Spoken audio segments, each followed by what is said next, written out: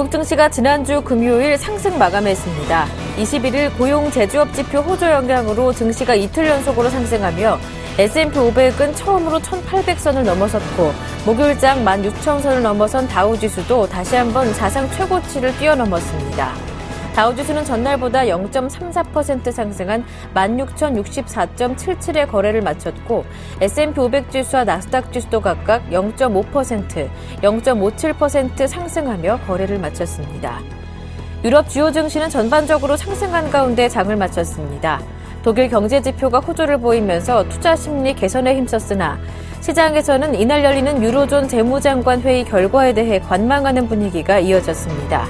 영국 증시는 0.11% 떨어진 반면 독일과 프랑스 증시는 각각 0.25%, 0.58% 상승했습니다. 양적 완화 규모 축소가 당분간 이뤄지지 않을 것이라는 의견이 나왔습니다. 데니스 로카트 애틀랜타 연방준비은행 총재는 CNBC와 가진 인터뷰에서 경제와 금융시장이 아직 QE 축소에 대비하지 못했다며 앞으로 수년간 고강도 통화부양 기조를 유지할 것이라고 밝혔습니다. 그는 실물 경제와 금융시장이 준비될 때까지 양적 완화 규모 축소도 없을 것이라며 최근 고용 부문이 개선되고 있지만 연준이 예상했던 빠른 성장세는 나타나지 못했다고 지적했습니다. 인텔이 장중 5% 이상 떨어지며 지난 1월 이후 최대폭 급락을 보였습니다. 회사 측이 밝힌 매출액 전망치가 시장 기대치에 미치지 못한 것이 악재로 작용한 것으로 밝혀졌습니다. 인텔의 주가는 올해 들어 전일까지 22%나 오른 상태였으나 전일 투자자 설명회에서 다른 경쟁사들이 생산 설비를 확충해 경쟁이 심화되면서 내년 매출액이 올해와 비슷한 수준인 526억 달러를 기록할 것이라고 밝혔습니다. 이는 시장 컨센서스 537억 달러에 미치지 못하는 수치입니다. 독일 경기 선행 지표인 기업 환경 지수가 작년 4월 이후 최고치를 기록했습니다. 독일의 민간경제연구소는 11월 기업 환경 지수가 109.3으로 집계됐다고 밝혔는데 이는 전문가 예상치 107.7을 크게 상회한 것이었습니다. IF 기업 환경 지수는 제조업, 건설업, 유통업 등 약 7,000개 기업 최고 경영장들의 설문조사를 통해 현재 경제 및 기업 영업 실태와 향후 6개월간의 경기 전망을 측정하는 지표로 신뢰도가 높고 시장 영향력이 커 통상 독일 경제의 선행 지표로 사용됩니다. 유럽중앙은행이 기준금리 전격 인하 등 경기 부양책을 두고 이견을 보여온 ECB와 독일의 경제정책 수장들이 설전을 벌였습니다. 마리오 드라기 ECB 총재는 독일 프랑크푸르트에서 열린 유럽 금융 컨퍼런스에 참석해 낮은 금리가 경제를 떠받침으로써 예금자에게도 이익이 된다는 기존 입장을 재확인했고 독일의 볼프강 쉐이블레 재무장관은 이날 ECB에서 마련한 연설을 통해 ECB의 완화 기조가 유로존 각국의 구조개혁 시점을 늦추는 동기만 제공할 뿐이라고 주장했습니다.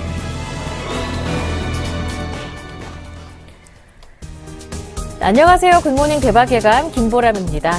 뉴욕 증시의 양대 지수인 다우지수와 S&P 500 지수가 지난주 나란히 사상 초고가를 경신했습니다. 심리적인 저항선을 뚫어내는 모습이었는데요. 다우지수가 지난주 목요일에 이미 종가 기준으로 16,000선을 사상 처음 돌파했었고 금요일장에서 연이어 오르면서 사상 최고치를 다시 한번 보여주는 모습이었습니다. S&P 500 지수도 금요일에 연이어서 사상 처음 1,800선을 돌파하며 사상 최고치를 경신했는데요. 이렇게 다우지수와 S&P 500 지수는 주간 기준 7주 연속으로 상승 랠리를 펼치고 있는 상황입니다. 그런 가운데 이번 주에는 추수감사절에 이어 바로 다음날 블랙 프라이데이를 시작으로 연말 최대 쇼핑 시즌에 들어가게 되는데요. 이 기간 동안 미국의 소매업체들은 최대의 공격적인 할인 공세에 들어가게 됩니다. 그렇기 때문에 1년 동안 소비될 양의 20%가 이 기간에 집중된다고 하는데요. 투자자들은 이번 주가 산타 랠리를 가늠할 수 있는 분기점이 될 것이다 이렇게 보고 있습니다. 이번 주에 중요한 경제지표 발표들도 예정이 돼 있는 상황이고요. 국내 증시도 이번 주 블랙 프라이데이 영향권에 들어갈 것으로 보이는데요. 글로벌 증시와 함께 굿모닝 이번에 국내 증시 흐름까지 모두 체크해 보겠습니다. 굿모닝 대박예감 지금 바로 출발합니다.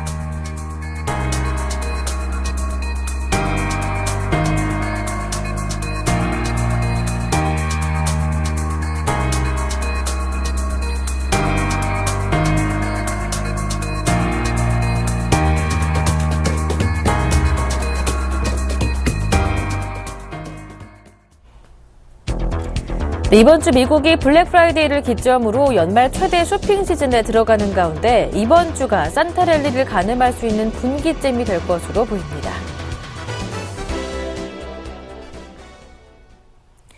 글로벌 이슈 진단 순서 곧바로 이어가겠습니다. 레이크쇼어 인베스터스의 이현민 이사님 모셨습니다. 안녕하세요. 안녕하십니까. 뉴욕 증시 지난주 분위기를 봤더니 테이퍼링에 대한 불안감은 점차 줄어들고 경제지표 회복 쪽으로 관심이 더 쏠리는 모습이었습니다. 다우지수에 이어 S&P 500 지수도 심리적인 저항선을 뚫어내면서 결국 사상 최고치를 경신하는 모습을 보여줬는데요. 지난주 금요일장에서는 애틀랜타 연은 총재가 실물 경제나 금융시장이 테이퍼링에 대한 대비가 아직 안 돼 있다라고 얘기하면서 당분간은 양적 완화 기조가 유지될 것이다라고 발언하는 것이 또 상승의 동력이 되기도 했었습니다. 글로벌 증시 마감 소식 들어볼게요. 그렇습니다. 뉴욕 증시의 아주 커다란 악재들이 이미 이제 많이 거쳤죠. 이런 흐름에서는 현재로서는 지수대의 심리적인 저항선 이런 내용들을 뛰어넘는 이런 투자 심리의 계속적인 행진이 관건이라고 볼 수가 있겠습니다. 지난주 금요일 날 뉴욕의 3대 지수 모두 상승세를 유지를 했습니다. 다우는 16,064포인트, 벌써 16,000선을 훌쩍 뛰어넘고서도 64포인트나 현재 플러스가 된 상태인데요. 퍼센테이지로는 0.34%가 올랐고요. 나스닥은 3,991포인트로 0.57%가 상승을 했습니다. S&P 500 지수는 0.5% 상승한 1804포인트로 마감 지수로는 처음으로 이제 1800선 위로 올라선 수치라고 보겠습니다. 지난 21일 목요일이었죠.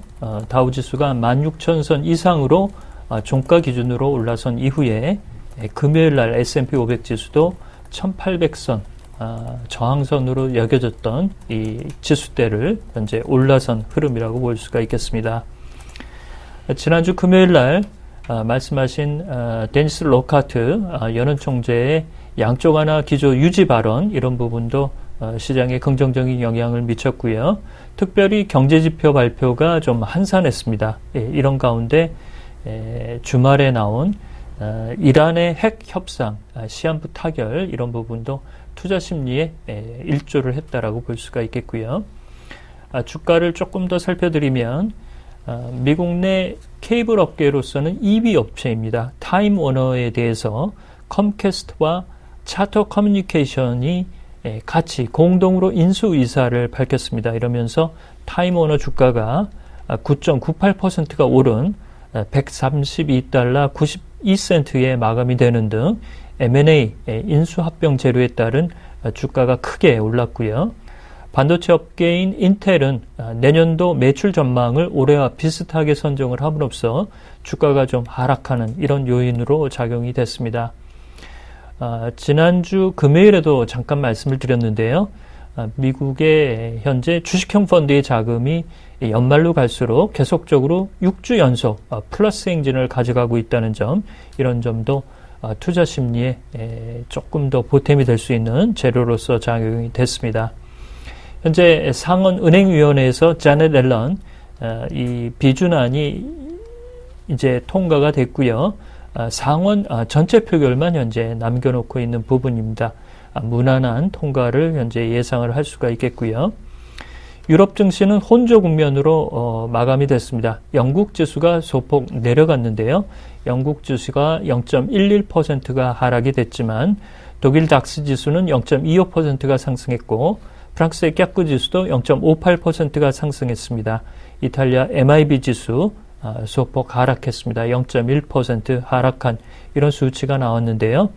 역시 드라기 총재가 현재 마이너스 예금금리에 대한 이런 부분에 대해서 시행 일정에 대해서 구체적으로 언급을 하지 못하고 있는 점, 이런 점이 투자 심리를 다소 냉각시킨 요인이라고 볼 수가 있겠습니다.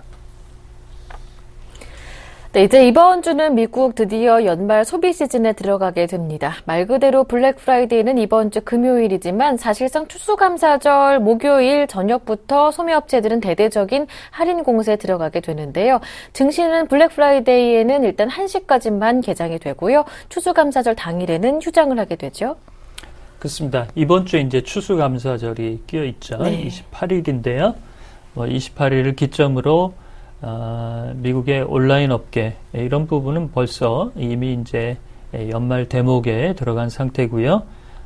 이제 그 시장을 직접 찾아가는 소비자들의 발걸음은 이 28일과 29일 그 다음에 주말로 이어갈수록 블랙 프라이데이, 사이버 먼데이, 그 다음에 연말 소비 랠리 이런 부분을 다소 지난해보다는 조금 더 기대할 수 있는 요인이라고 볼 수가 있겠습니다. 12월에 테이퍼링 가능성이 현재 50% 밑으로 들어가 있기 때문에 네. 옐런의 이 후광 효과로 소비 랠리에 대한 조금 심리적인 요인은 많이 현재 북돋아지고 있는 것으로 볼 수가 있겠습니다. 특히 미국의 연말 소비업계는 이 매출에서 차지하는 연말 소비 비중이 전체 1년 매출의 20%를 차지하고 있기 때문에 상당히 비중이 크다라고 볼 수가 있겠습니다. 연말 시즌의 성적표도 명암이 좀 엇갈릴 것으로 보이는데요. 이번 미국의 소비 시즌 트렌드를 보면 대대적인 할인 경쟁을 예고를 하고 있습니다. 특히 중산층의 지갑을 열고자 하는 업체들의 경쟁적인 할인 행사 이런 부분에 판촉 활동이 상당히 격화되고 있는 상황입니다. 따라서 현재로서는 수익성을 가장 잘 드라이브하면서 매출도 끌어올릴 수 있는 마케팅 전략이 얼마나 선전하느냐에 따라 그 승패가 갈릴 것으로 보이는데요. 지난해보다 매출은 나아질 것이라는 것이 현재 전미 소매업계가 바라보는 이런 식견입니다. 지난주에 10월 동일 점포 매출을 보면 메이시스 백화점이 3% 이상을 기록을 했고 제이스페니가 2년 만에 플러스로 돌아섰습니다. 그렇지만 콜스나 여타, 타겟 등 이런 부분은 좀 부진한 부분이 엇갈리게 나오고 있어서 올해 그 명암이 상당히 엇갈릴 수 있는 부분을 잘 살펴야 될 것으로 볼 수가 있겠습니다. 네. 네, 이번에 특수를 노릴 품목들 어떤 것들이 있는지 한번 살펴보겠습니다. 가장 먼저 IT, 의류 생각이 나는데요. 그렇습니다. 네. 김보라님 거는 여성이기 때문에 또 네. 의류에 관심이 많으실 거예요. IT 조금 더 관심 많아요. 그렇습니까? 예. 아이폰 5S, 5C 이런 그 제품도 신제품에 아직은 효과를 누리고 있기 때문에 먼저 첫 손에 꼽을 수가 있겠고요. 그다음에 소니의 플레이스테이션 4가 새로 출시가 됐죠. 또 마이크로소프트의 게임용 콘솔 박스인 엑스박스도 첫날 미국에서 판매량이 100만 대를 넘어서는 등 기염을 토하고 있습니다. 특히 이 연말로 갈수록 이런 게임용 용품에 대해서 아이들이 조르는 것에 대해서 부모님들이 이를 사주는 쪽으로 좀 들어주기 때문에 이런 쪽에 그 후광 효과도 매우 클 것으로 보이고 있고요. 삼성의 갤럭시나 갤럭시 노트, 갤럭시 S4, 아이폰과 현재 경쟁이 된다라고 볼 수가 있겠습니다. LED TV나 LCD TV 큰 폭의 수요 효과가 있을 것으로 보이는데요. 특히 이런 쪽에서는 국내 업체로 LG가 미국의 컨슈머 리포트에서 냉장고나 세탁기 등 이른바 백색 가전에서는 매우 좋은 평가를 가져가고 있습니다. LG 쪽에 매출 효과가 좀 있을 것으로 볼 수가 있겠고요.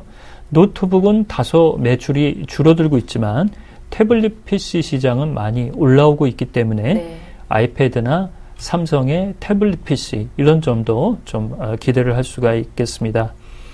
이번 주에 주얼리 보석 업계인 티파니앤코가 실적을 발표를 합니다. 조금 더 티파니의 실적 향상을 좀 기대할 수 있는 부분이라고 볼 수가 있겠고요.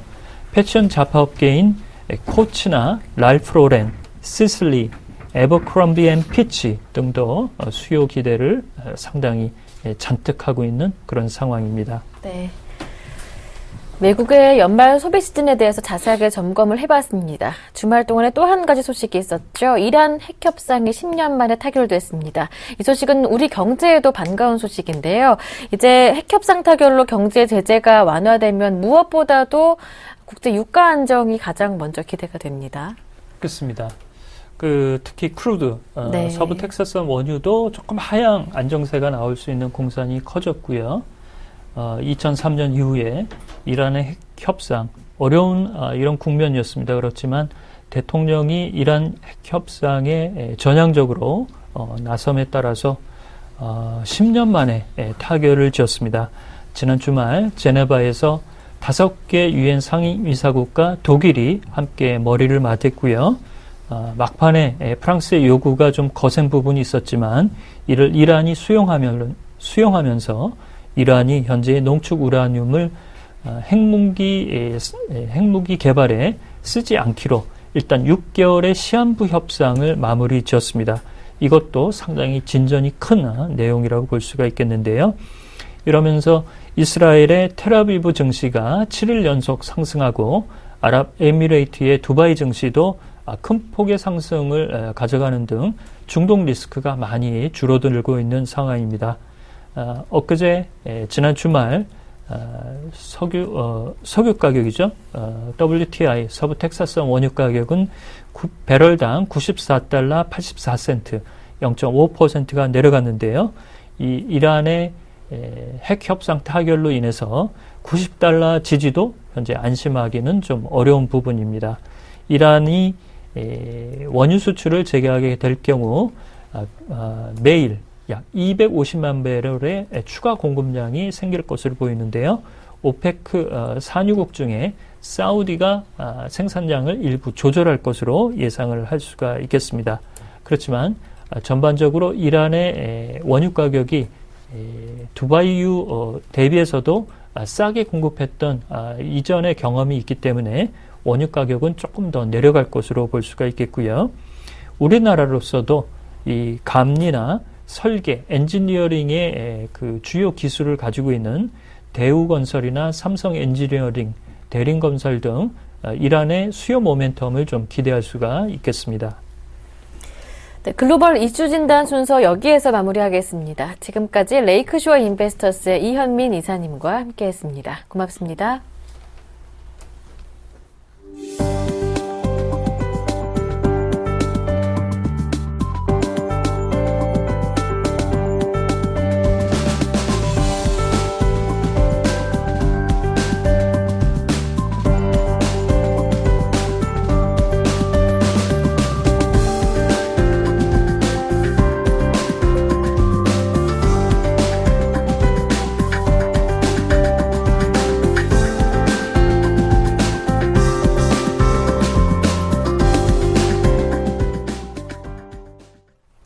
오늘장 전략 시간으로 이어가겠습니다. 매주 월요일은 전문가와 함께 한 주간에 예정되어 있는 경제 일정들을 모두 되짚어보면서 앞으로의 증시 흐름까지 전망해보는 시간 함께하고 있는데요. 유스탁의 유창기 대표님과 함께하겠습니다. 안녕하세요. 안녕하십니까. 먼저 지난주 국내 증시 흐름부터 다시 한번 점검을 해보겠습니다. 지난주에 말씀해 주셨던 지지라인, 코스피 2000 그리고 코스닥 500은 간신히 지지가 되는 모습이었는데요. 수급을 보면 여전히 좀 아쉬운 마음이 많아요. 그렇죠. 조금 이제 지난주 증시가 좀 아쉬웠던 한 주가 아닌가 생각을 하고 있습니다. 그러니까 일단 한번 강하게 올라간 다음에 주 초반에 올라온 다음에 주 후반에는 이제 그런 지지력을 좀 체크를 하려고 하는 모습이 아니었나 생각을 하고 있습니다. 코스피 같은 경우는 뭐 2000포인트가 될지, 뭐 아니면 직전 저점이 될지, 아니면 1980포인트가 될지 모르기 때문에 그런 부분에 대해서 먼저 시장이 좀 확인하고 싶은 모습을 띄었던 한 주가 아닌가 생각을 하고 있고요. 어찌됐든 이제 2000포인트 중심으로 해가지고 지지가 형성이 됐다는 부분들, 61선이 잘 지켜지면서 마감이 됐다는 부분들, 다만 아직은 21선하고 60일 사이에 끼어 있기 때문에 여기서 이제 방향성의 탐색은 이번 주도 좀 더 이어질 수 있다라는 거 체크하시고, 수급이 좀 많이 아쉽죠. 특히 이제 외국인이 선물 같은 경우를 지난주 그 목요일 같은 경우는 거의 5,000개 가까운, 장중에 5,000개 넘게 매도가 나오면서 시장을 상당히 압박했었던 부분들이 좀 있었습니다. 그래서 유가증권 시장은 솔직히 그렇게까지 우리가 우려할 정도는 아니지만 선물 쪽에서의 외국인 매도세는 상당히 우려감이 높다라는 거 여전히 진행이 되고 있다는 거 확인할 수 있었고, 코스피 시장은 그래도 좀 선방하는 모습을 띠면서 한 주를 잘 마감했습니다만은 코스닥 시장 같은 경우는 그러지 못했죠. 그러니까 코스닥 시장 같은 경우 여전히 조금 긍정적인 요소보다는 부정적인 요소가 많고 500포인트를 간신히 지켜야 했다는 부분들, 다만 지난주 목요일 같은 경우는 장중에 500포인트 살짝 이탈했었던 부분도 있었기 때문에 이러한 불안감은 여전히 지속될 가능성이 높다 생각을 하고 있고, 일단 지난주에는 경기 민감주 위주로 해서 상대적으로 이제 그 경기 민감주 내에 대장주들이 방향성을 좀 모색하려고 했던 모습들, 그리고 경기 방어주들이 몇몇 경기 방어주들, 전체적인 경기 방어주가 아니라 몇몇 경기 방어주들하고 IT 부품주들은 그래도 조금 선방했던 부분들이 있었기 때문에 이번 주에 이들 종목군들 좀 관심 있게 볼 필요가 있지 않을까라는 생각을 좀 하고 있습니다. 네. 네, 지난 한 주간의 국내 증시 흐름 체크해봤고요. 앞으로의 전망에 대해서도 살짝 들어볼 수가 있었는데요. 이번 주에 예정되어 있는 경제지표 일정들도 한번 살펴보겠습니다. 26일, 27일 물론 중요한 경제지표 발표도 예정이 되어 있는 상황이고요. 이번 주부터 이제 블랙 프라이데이 연말 쇼핑 시즌에 들어가기도 하고요. 그렇죠. 그래서 이번 주 후반에는 이제 미국 같은 경우 추수감사절 네. 그런 부분들이 연휴가 끼어 있기 때문에 많은 경제 지표가 발표되진 않습니다. 그래서 주 중반에 많이 몰려 있는데 오늘은 주요 경제 지표 발표가 없고요. 11월 26일 화요일에는 미국의 10월 건축 허가 건수, 미국의 10월 주택 착공 건수가 발표가 되는데 이 9월하고 10월달에 같이 발표됩니다. 9월달에 그 정부 폐쇄로 인해서 발표 안 했던 부분들이, 그래서 그 부분 체크하실 때 일단 10월달이 제일 중요하기 때문에 좀 보셨으면 좋겠고, 그리고 미국의 9월 케이스 실러 주택가격 상승률, 그리고 미국의 11월 소비자 신뢰지수 발표를 앞두고 있고요. 한국 같은 경우는 11월 소비자 동향 지수하고 한국 기업 경기 실사 지수 발표를 앞두고 있고요. 11월 27일 수요일에는 미국 주간 MBA 모기지 신청 건수, 미국 주간 신규 실업수당 청구 건수, 미국의 10월 내고자 주문 증가율이 발표를 앞두고 있고, 미국의 11월 시카고 구매자 관리자 지수, 미국 11월 미시간대 소비자 심리 지수, 미국 10월 경기 선행지수가 선행지수 상승률이 발표가 앞두고 있고요.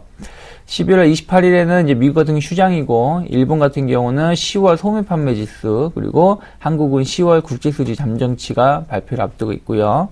11월 29일 같은 경우는 마찬가지로 미국은 경제지표 발표가 없는 가운데, 일본 같은 경우가 11월 제조업 PMI 지수, 일본 10월 실업률, 일본 10월 근원 소비자 물가 지수하고, 유럽은 11월 소비자 물가지 상승률, 유로존 11월 실업률 발표를 좀 앞두고 있습니다. 네, 말씀해 주셨던 대로 이번 주 중반 경제지표 발표 어느 때보다 관심이 높아질 것으로 보입니다. 26일, 27일 많은 경제지표 발표가 예정되어 있는데요. 간단하게 좀 주목해봐야 할 경제지표들, 예상치는 어느 정도인지 좀 정리를 해볼게요. 네, 일단은 화요일에 있을 미국의 9월 케이스 실러 주택 가격 상승률이 예상치가 13% 정도 나올 수 있다는 거 좀 보셨으면 좋겠고, 그리고 미국의 11월 소비자 신뢰지수 역시 좀 관심 있게 보시자. 지난번에가 71.2였는데 네. 이번에 72.4 정도 나올 수 있는지 여부를 좀 보셨으면 좋겠고, 그 다음에 이제 그 수요일 같은 경우에 이제 미국 주간 신규 실업수당 청구 건수도 중요하겠지만, 미국의 11월 시카고 구매자 관리 지수, 그리고 미국의 11월 미시건대 소비자 심리 지수, 특히 미시건대 소비자 심리 지수가 지난번에 72였는데 이번에 73 정도, 이게 더 좋게 나올 수 있는지 여부가 상당히 중요할 수 있다는 거 좀 보셨으면 좋겠고요. 그리고 이제 미국의 10월 경기 선행지수 상승률도 좀 관심 있게 보셨으면 좋겠고요. 그 다음에 이제 금요일 같은 경우는 일본 같은 경우가 11월 제조 PMI 지수가 발표를 앞두고 있고요. 그리고 10월 근원 소비자 물가지수, 소비자 물가지수 상승률이 좀 나오는지, 지난번에 0.7% 상승을 보여줬는데 이번에 0.9% 상승을 보여준다라면 약간 디플레이션 우려감에서 좀 벗어날 수도 있기 때문에 그런 거 좀 보셨으면 좋겠고, 그 다음에 이제 유럽 역시 11월 소비자 물가지수 상승률을 좀 관심 있게 보셨으면 좋겠습니다. 네. 네, 이번 주 전략을 세워보겠습니다. 이번 주 무엇보다도 블랙 프라이데이를 시작으로 연말 쇼핑 시즌에 들어가게 되면서 산타랠리가 올 수 있을 것이냐, 가늠할 수 있는 분기점이 될 것이다, 이렇게 관심이 높아지고 있는데요. 이번 주 전략은 어떻게 세워볼까요? 그러니까 이번 주 전략도 마찬가지예요. 그러니까 미국의 그 추수감사절 관련해서 블랙 네. 프라이데이 쇼핑 시즌 돌입을 하거든요. 그렇다면 이제 항상 이제 블랙 프라이데이가 연말 랠리를 점칠 수 있는, 예상할 수 있는 가장 중요한 그 변곡 위치가 되고 있기 때문에 그러한 부분들을 좀 관심 있게 보셨으면 좋겠고, 그 다음에 우리나라 같은 경우는 저 일본 증시하고 약간 경쟁 관계에 있기 때문에 일본 증시가 좀 지난주에 계속 최근에 좋은 모습을 띄고 있는데 이번 주도 그런 모습을 이어가는지, 그렇다면 우리나라는 상대적인 약세를 좀 띌 수 있다라는 거 좀 관심 있게 보여야 되지 않을까 생각을 하고 있고, 외부 요인은 그렇다면 내부 요인적으로 봤을 때 여전히 수급적으로 상당히 개선되는지 여부가 좀 중요하다. 특히 이제 그 외국인의 선물 수급 동향이 중요한데, 일단은 연속해서 한 2,000계약 이상의 순매수가 좀 들어와 줘야지 약간 한숨 돌릴 수 있는 우리가 모습이 연출될 수 있기 때문에 그런 거 좀 봤으면 좋겠고요. 기술적으로 보신다라면 코스피 시장 같은 경우 약간 이제 21선 돌파 후 지지력을 좀 보여줘야 됩니다. 지난주에는 21선 돌파 후에 지지를 하지 못했는데 이번 주에는 이제 21선이 어느 정도 하락 각도에서 이제 수평 각도가 좀 변화되는 모습을 띠고 있기 때문에 충분하게 21선 위에서 안착 움직임을 좀 보일 수 있다라는 거 좀 체크를 하셨으면 좋겠고요. 코스닥 같은 경우는 일단은 515포인트입니다. 515포인트가 지금 21선 자리이기 때문에, 그리고 또 지난번에 급락이 나왔던 11월 11일 2% 넘은 급락이 나왔던 자리 시작점이 또 515포인트고, 지난주 월요일에도 맞고 밀렸던 자리가 515포인트이기 때문에 코스닥은 515포인트를 얼마나 회복할 수 있는지, 혹은 그 근방까지 올라갈 수 있는지 여부를 좀 체크하셨으면 좋겠고요. 일단 코스닥이나 코스피 모두 무리한 삼방 베팅보다는 지수 움직임을 확인하고 대응하자. 왜 그러냐면은 결국엔 시장의 방향성은 블랙 프라이데이의 쇼핑 결과, 그 결과치가 나오고 나서 방향성이 연출될 가능성이 높기 때문에 우리가 너무 긍정적으로 한번 보고 강하게 매수하기보다는 이번 주는 약간 눈치 보기 장세가 좀 연출될 수 있다라는 거 좀 염두에 놓고 한 주를 대응하셨으면 좋겠고요. 결국에는 앞에서도 좀 말씀드렸지만 경기 민감주 내에서의 대장주, 예를 들어서 화학주라면 롯데케미컬, 뭐 자동차라면 요즘 부품주인 현대모비스라든지 현대차, 아니면 뭐 조선이라면은 뭐 대우조선해양 같은 종목들이 얼마나 힘을 내면서 올라갈 수 있는지 여부를 좀 보셨으면 좋겠고, 그리고 이제 IT 부품주 중에서 모바일 디스플레이 관련된 부품주들이 얼마나 좀 더 선방을 하는지 여부를 좀 체크를 하면서 시장을 대응하신다라면 좋은 결과 얻을 수 있지 않을까 생각을 하고 있습니다. 예. 네, 이번 주는 눈을 미국과 일본 양쪽에 두시고 눈치 보는 흐름이 나타나게 될 것이다 말씀해 주셨습니다. 지금까지 유스탁의 유창희 대표님과 함께했습니다. 고맙습니다. 고맙습니다.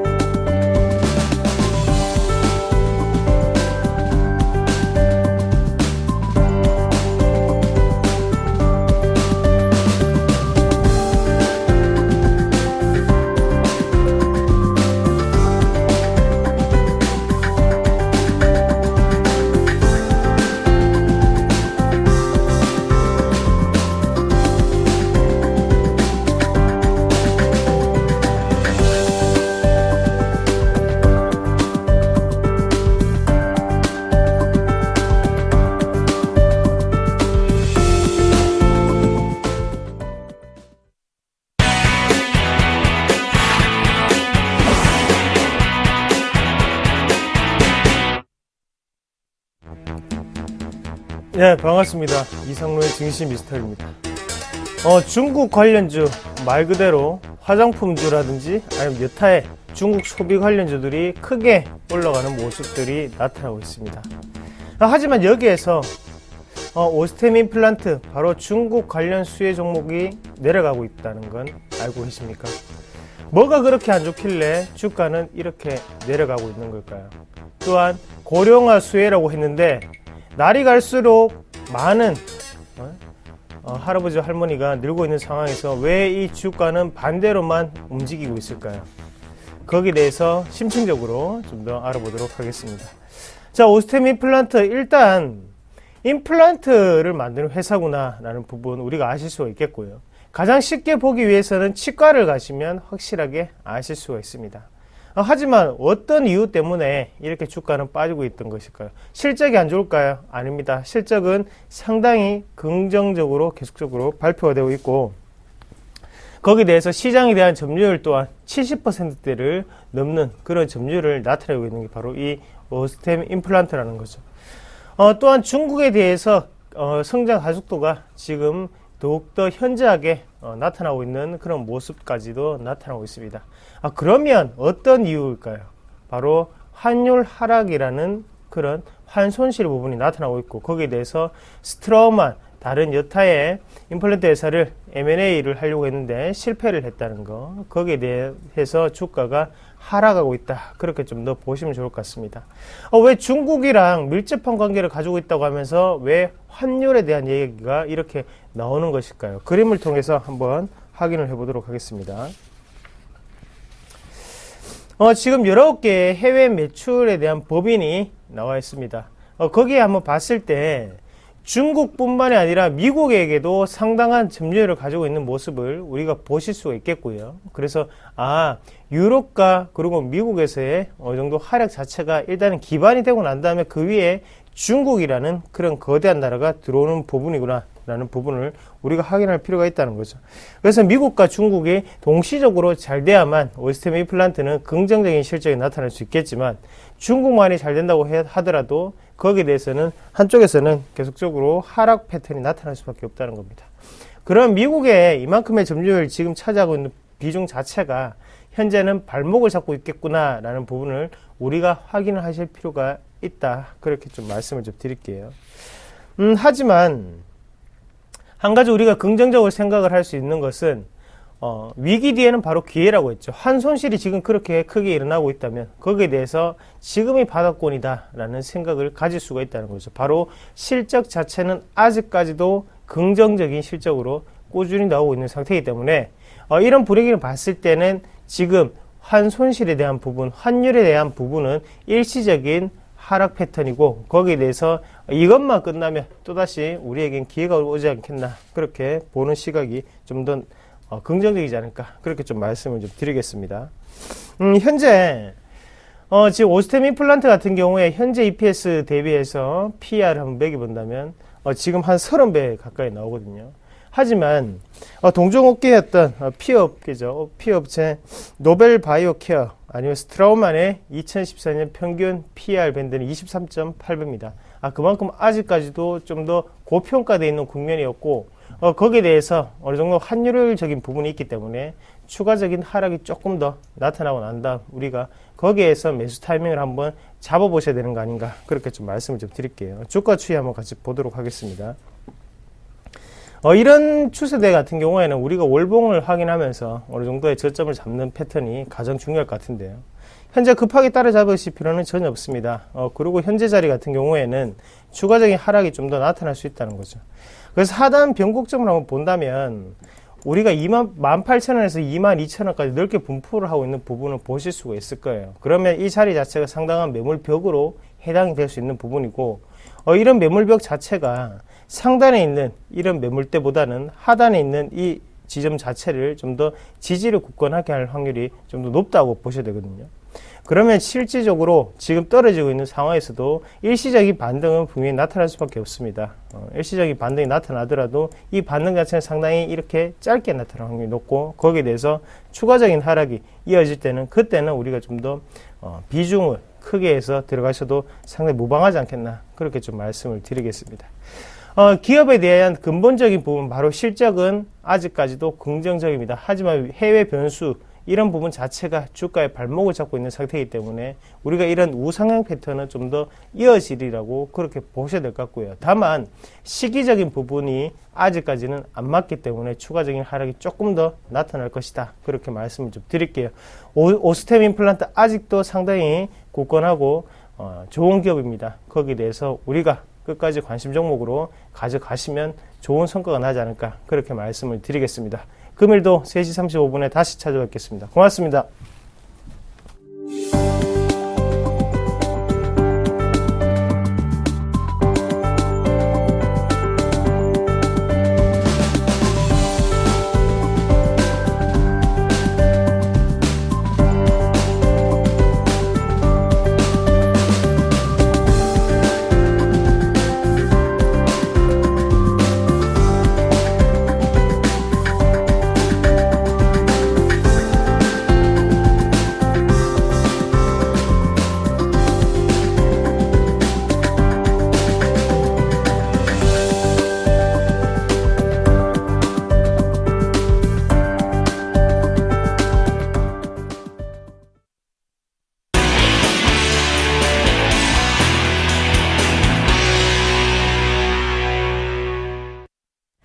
네, 경제 기사만 봐서는 알 수 없는 글로벌 이슈들의 숨은 의미를 알아보는 시간입니다. 김동섭의 일당백 시작하는데요. IM투자증권 김동섭 이사님 모셨습니다. 안녕하세요. 네, 안녕하세요. 네, 김동섭의 일당백 그 첫 번째 라운드 출발합니다.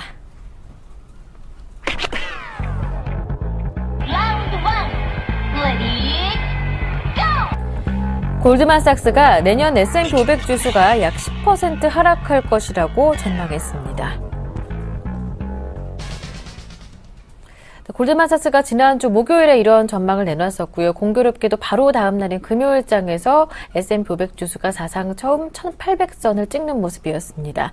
하지만 이사님 누누이 말씀해 주셨었죠. 일단 하락이 나오더라도 버블 뒤에 하락일 것이다. 크게 걱정할 상황은 아니다라는 전망이었는데요. 사실은 골드만삭스 내용을 보면요. 네. 타이틀은 10% 하락이라고 되어 있는 내용을 자세히 읽어보면 상승은 계속 진행된다는 얘기거든요. 네. 근데 문제는 뭐냐면 어느 지점에서 조정이 들어올 거냐에 대한 없습니다. 그러니까 결론적으로 말하면 현재 시점에서 조정이냐, 여기서 10% 정도 오른 다음에 10%나 조정이 줄 거냐, 이거에 대해서만큼은 언급을 안 했습니다. 그러니까 제가 볼 때는 지금에서 10%를 누른다는 것은 그 현재까지 진행된 양적 완화가 의미가 퇴색될 수 있기 때문에 여기서는 아니다라고 봐야 될 것 같고요. 좀 더 상승을 많이 한 후의 모습을 보여야 되죠.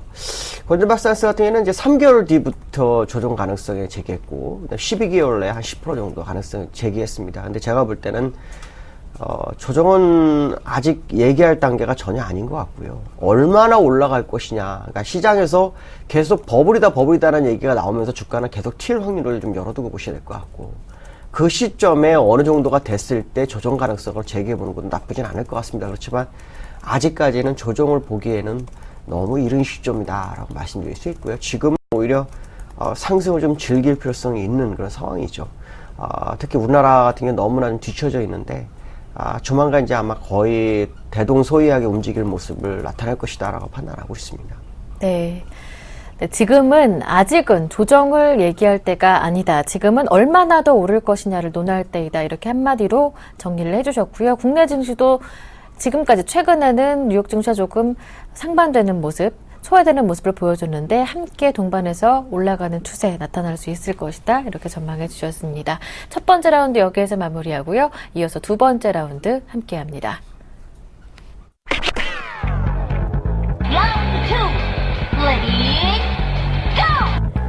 데니스 로카트 애틀랜타 연은 총재가 미국의 경제와 금융시장이 아직 대비하지 못했다며 양적 완화 규모 축소가 조만간 이루어지지 않을 것임을 시사했습니다. 지난주 미국 증시 양적 완화 축소에 대한 불안감은 어느 정도 거치는 모습을 보여줬습니다. 그런 가운데 그동안 양적 완화 프로그램을 지지해왔던 인물이었죠. 애틀랜타 연은 총재도 미국이 지금 경제나 금융시장을 봤을 때 당장 테이퍼링을 시작할 대비가 되지 못했다 얘기하면서 양적 완화 프로그램은 당분간 지속될 것이다. 이런 발언을 해서 또 금요일장 상승의 동력이 되기도 했었고요. 금요일날 상승은 로카트 영향이 굉장히 컸죠. 네. 이 사람이 얘기한 것은 뭐냐면 양적 완화가 축소가 쉽지 않을 것이다. 이제 그 근거 자료로 일단은 고용은 개선되고 있지만 그 하반기 성장이 굉장히 빠르지 못했다라는 거죠. 그것이 이제 시장에서 중요하게 보고 있는 지표다라고 말을 했고요. 그래서 양적 완화 상당 기간은 오랫동안 지속이 될 건데. 시장에서 계속해서 FOMC 회의만 있으면 양적 완화 축소 언급이 나오고 있죠. 이 부분에 대해서도 했습니다. FOMC 회의 때마다 이 얘기는 있을 것이다. 그렇지만 양적 완화가 그렇게 축소되기 어려울 것이다 얘기하고 있는데요. 제가 볼 때 이거 맞습니다. 예. 양적 완화 축소가 그렇게 쉽지가 않습니다. 지금 어떤 고용이 개선되고 있다지만 이 고용은 수치상 고용이고요. 실질 고용은 아직 아닙니다. 이것은 자네 델런이 아마 정확하게 알고 있을 것이고요.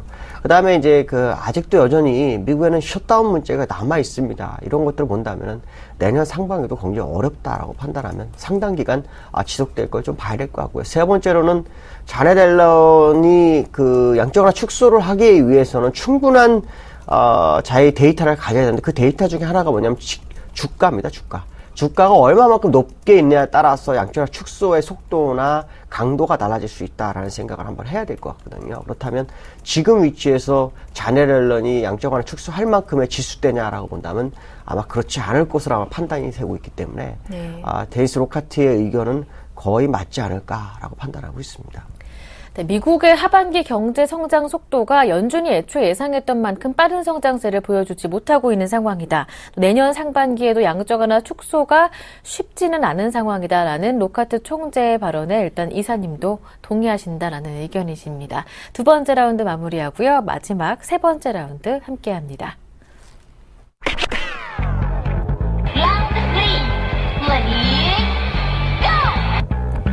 일본 엔화 대비 원화 환율이 지난 20일 장중 5년 2개월 만에 1,050원 선도 무너뜨렸습니다.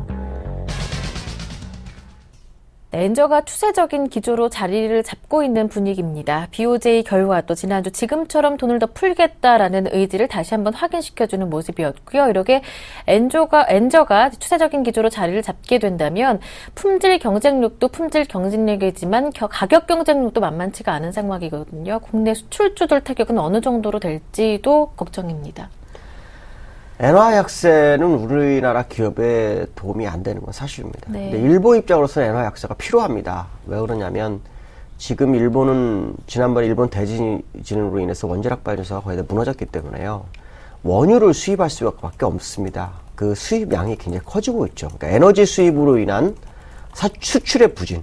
이렇게 지금 그들은 해석하고 있습니다. 무슨 말이냐면 엔화 약세로 인해서 수출은 늘고 있지만 에너지 수입이 더 많아지다 보니까 경상 적자가 늘어날 수밖에 없는 그런 상황이고 이것은 결코 일본 경제에 좋지 않기 때문에 일본으로서는 의도적으로 환율의 그 엔화를 굉장히 약세로 끌고 가는 그런 전략인 것 같습니다.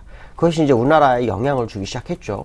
문제는 우리나라의 그 원달러도 역시 그 미국 정부에서 2%에서 8% 정도 절상을 원하고 있는 상황이기 때문에 사면초가 있는 것은 사실입니다. 또 수출에 약간 영향을 받을 수 있는 것도 사실이죠. 근데 제가 볼 때는 충분히 그 경쟁에서 충분한 어떤 경쟁 상태가 될 수 있다라고 판단이 쓰고 있고요. 환율의 어떤 원달러나 이런 것들을 약간 하락 기조를 굉장히 느슨하게 천천히 할 수 있는 그런 부분은 있다라는 생각을 해야 될 것 같습니다. 이거를 그대로 현실을 받아들여야지만이 가능하다라는 거죠. 특히 우리나라 과거 추세를 보면 원달러가 하락을 해야만이, 그러니까 원달러가 절상이 돼야만이 주가가 올라갔었던 부분도 있었기 때문에 이것이 상당히 딜레마이기도 하죠. 그러니까 결국 원달러 하락으로 해서 주가가 폭등을 하느냐, 그렇지 못하느냐도 우리는 한번 생각을 한번 해봐야 될 것 같고요. 가격 경쟁력에서 약간 좀 어려움이 있는 것은 사실이지만 네. 충분히 극복할 수 있을 만큼 상황은 될 것이라고 보여지고 있고요. 우리나라 원달러에 대해서 얘기한다면 제가 볼 땐 추가 하락 가능성이 굉장히 있다라고 봐야 됩니다. 왜냐하면 우리나라의 그 원달러는 원엔과 같이 움직입니다. 항상 보면 원엔과 앞서거니 뒤서거니 하는 모습입니다. 항상 원엔이 원달러보다 약간 절하되어 있는 그런 상황이었거든요. 근데 지금은 절상돼 있습니다. 무슨 말이냐면 더 원엔이 고평가돼 있다는 상황이죠. 그렇다면 결국 원달러가 추가적으로 절상 가능성이 굉장히 높아지는 상황이고 이 모습은 결국으로 간다면 일단 달러가 우리나라에 상당히 좀 같이 더 진입 가능성에 대한 부분을 한번 생각해 봐야 될 것 같고요. 그 달러의 진입은 주가로 움직임을 좀 보여줄 수 있다라고 보여지고 있습니다. 앞에서 제가 우리나라가 이제 한 번쯤 미국과 대동소이하게 움직일 것이다 라고 했었는데 지금이 딱 그 시점에서의 원달러의 강세 모습이 나오고 있다라고 본다면 원엔도 역시 이거와 거의 비슷한 움직임이 아닐까라는 생각을 한번 해봐야 될 것 같고요. 결국에서는 원달러나 원엔 강세가 시장의 어떤 수출 경쟁의 약세 가능성을 점치게 하지만 주가에는 강세로 전환하는 그러한 모습을 미리 알려주는 시그널로도 우리가 한번 생각해봐야 되지 않을까라고 판단하고 있습니다. 네. 엔저로 인한 가격 경쟁력 타격 국내 수출업체들이 극복할 만한 수준이고 지금까지도 그래왔고 또 원화의 강세 또한 예정된 움직임인데 이것이 외국인 투자 자금을 유입시킬 수 있는 기회로 또 활용이 될 것이다라는 전망까지 모두 해주셨습니다. 걱정할 필요 없다는 진단이시죠? 자, 그렇다면 국내 증시 진단 간략하게 한번 들어보겠습니다. 지난주 국내 증시가 코스피 2000, 코스닥은 500을 간신히 지지하는 모습이었는데 일단 이번 주에는 블랙 프라이데이 영향권에 들어갈 것으로 보이고요. 하지만 아직까지는 수급이 많이 아쉬운 상황입니다. 우리나라 장은 사실 장이 굉장히 안 좋은 상태입니다. 그러니까 네. 지수는 2000이지만 체감은 1650, 1700도 안 됩니다. 왜냐하면 개인 투자가들이 거의 다 시장을 떠났고 손실이 너무 커서 주식을 하기 싫어하고 있는 거예요. 상황이죠. 맞아요. 어떻게 보면 외국인이나 기관 입장에서 지금이 절호의 찬스일 수도 있습니다. 왜냐하면 다시 그들에게 귀환할 수 있는 명분을 줄 수 있는 그런 자리죠. 우리나라 같은 경우는 올해 한 해를 다 버렸죠. 여러 가지 악재가 많았습니다. 엔화 약세, 뱅가드의 물량이 시장에서 청산하고 나가는 부분, 북한 리스크, 여러 가지 문제가 있었는데 이제 그 문제가 해결되면서 주가는 올라갈 수 있는 계기를 마련했다고 봅니다. 특히 외국인들이 8월 달부터 계속해서 물량을 매집했고 그 이후로 9월 달 이후에 2060까지 상당히 많이 샀는데 지금 주가는 거기서 약간 높은 수준. 그렇다면 결국 외국인들은 추가적 상승을 위해서 에너지를 비축하는 그런 과정으로 시간을 때우고 있다라고 판단한다면 본격적인 상승이 한번 기대되는 시점이 다가왔다라고 봐야 될 것 같고 그것은 이제 이번 주부터 시작해서 방향성을 제시하지 않겠느냐. 왜냐하면 미국이 신고가를 갱신하는 모습이 나타났기 때문에 예. 요 근래 11일부터인가요? 그때부터 미국과 우리나라 동조 현상이 나타나고 있다. 물론 미국이 하락을 조금만 해도 우리가 많이 하락한 부분이 있었지만 동조 현상이 나타났기 때문에 이 동조 현상이 나타난다면 국내장도 다시 지난번 고점을 향해서 움직일 확률을 좀 열어두고 보시는 게 좋겠다라고 말씀드릴 수 있습니다. 네, 국내 증시가 최근 소외되면서 어려운 모습을 보여왔던 것이 사실이다 평가하시면서도 저평가돼 있다는 매력이 그만큼 강해졌다 이렇게 해석하셨습니다. 외국인 투자 자금이 다시 한 번 더 유입될 수 있는 기회, 자리를 마련하고 있다라는 평가였고요. 뉴욕 증시 7주간의 상승 랠리를 이어가고 있습니다. 이제 국내 증시도 이러한 흐름에 동조되는 움직임을 보일 것이다라는 전망까지 함께 들어볼 수가 있었습니다. 지금까지 김동섭의 일당백, IM투자증권의 김동섭 이사님과 함께했습니다. 고맙습니다. 네, 감사합니다.